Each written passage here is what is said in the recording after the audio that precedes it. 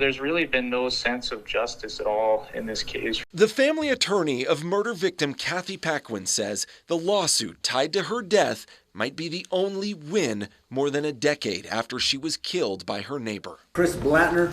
Chris Blattner was charged with Kathy Paquin's murder after Paquin disappeared from her home August 15, 2012. When the murder happened, Blattner was supposed to be in state prison, but New Mexico's Department of Corrections released him from prison 3 years early because of a paperwork error. In 2014, Blattner pleaded no contest to the murder. Her remains have not been found, and this requires Mr. Blattner to provide details on how she died and where she is now.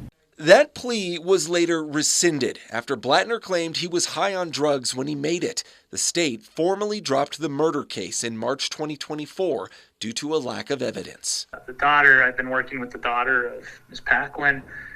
Her mother was brutally killed by a prisoner who had a history of felonies, who had previously murdered someone, and who should have been behind bars for the next 3 years.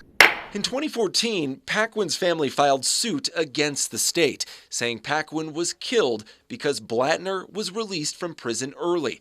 A judge initially ruled the Corrections Department would not be responsible for what happened off of the prison premises, and that state law gives the government immunity against the claim. The courts were applying a special defense that prevented people from suing the state for the negligent release of prisoners, and the Supreme Court has now said that there is no such defense for that. A jury gets to decide.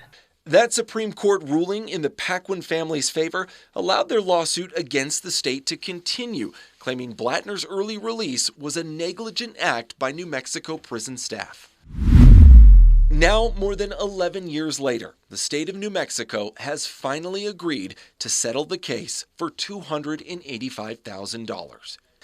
Chris McKee, KRQE News 13.